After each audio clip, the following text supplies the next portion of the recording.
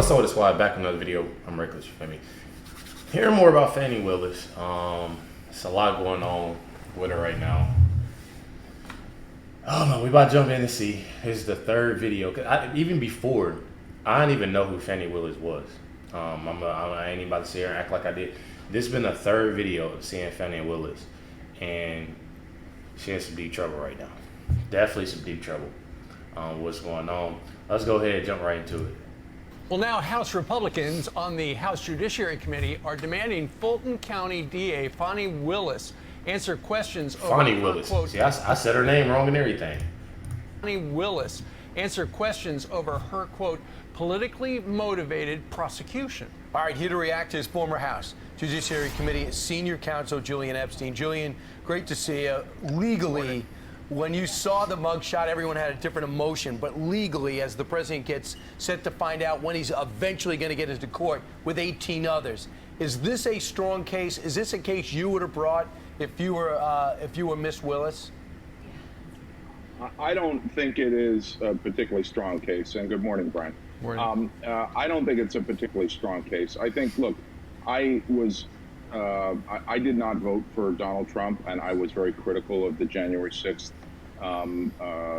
activities and the riot and the raid on the Capitol. I still think that if you are going to bring a case against the former president, it has got to be a compelling case, not just to 12 jurors, but to the country as a whole. Mm-hmm. I'm not sure that this does that. I think there are a number of questions. The first question I have is that I have not heard a good answer to is how did it take the local prosecutors, and I'm saying this as a Democrat, how did it take the local prosecutors 3.5 years, nearly 4 years to bring this case?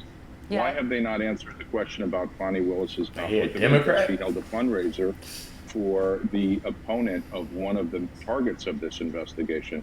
We haven't heard any answer to that question. Third, generally when a state and a federal government take on a very similar, almost identical case, and this is very similar to the case that is being brought by the Justice Department on the January 6th matter, right, the state would have to have a rather distinct and articulable interest, a separate interest. What is the strong interest the state has here that is not being served by the federal prosecution? So I have real questions about sort of the Democrats say they are just sort of playing it by the books. They're just looking for accountability.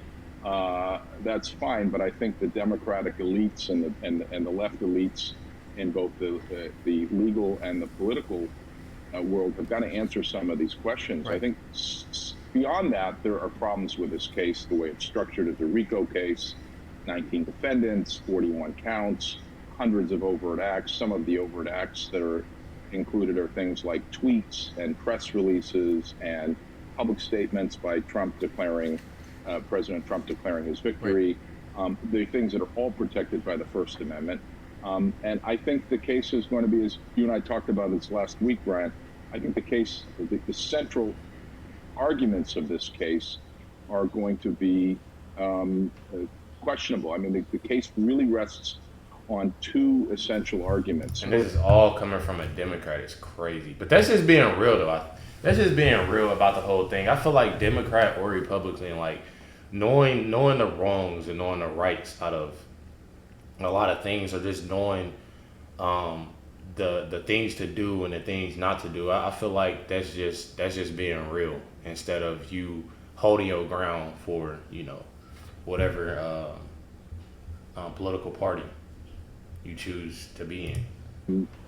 Questionable. I mean, the case really rests on two essential arguments. First, that when President Trump said to Rosenberger, find me 11,780 votes, when he said that, was he asking Rosenberger to falsify the votes? And I think that is the presumption of what the prosecution. And he will say no. Central tenet of the prosecution. Right. He would say no. And I think him simply saying, find me 11,780 votes, right, I think that is a matter of interpretation, but I don't know that that's necessarily evidence that he's looking to falsify the votes. I think the other question is, sorry to be long-winded on this, I think the other question is this issue about false elector, this issue about this false slate of electors.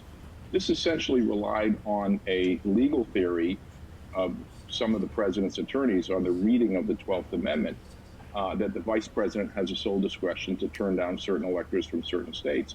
I think that's a bizarre and extreme theory. Right. A couple of very conservative attorneys hold it.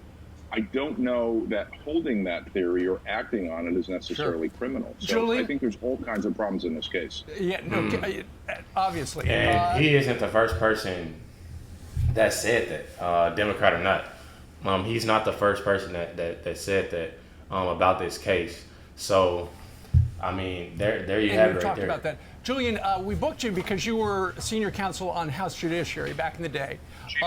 Chief counsel for the Democrats. Thank you very much. Makes that a much better business card. Now it sounds like the House Republicans, under the direction of Jim Jordan, they're going after FANI Willis, and they're trying to figure out whether or not she collaborated with the Biden administration. We saw this with Alvin Bragg. He opens the case against Trump here in New York City. Then the Republicans went after him, had a field hearing and stuff like that. What do you make of the Republicans going after the local DA? I don't know at the end of the day that it's going to have all of that much difference. I don't think it had a big impact in New York. I think the New York prosecution is a travesty as well. I've written about that. I did a piece in the Wall Street Journal about that. I think it was an awful case. I think, the House has the jurisdiction, the committee has the jurisdiction to do it. I don't know that it changes the course of the prosecution. I do think one of the things that really bothers me is, Democrats out there saying that they don't want this to be political. They have not answered the question as to why it took nearly 4 years to bring this case. I don't think there's a good answer to it.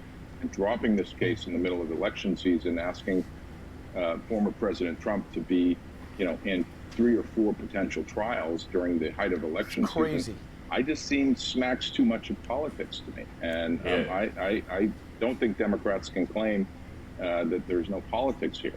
Yep. Especially when you take headshots and you run on it when you're going for re-election. The timing of it, and like you said, all these crazy counts, they just need one conviction. So they're slapping him with all these counts. Really quickly, yes or no, will this become a federal case?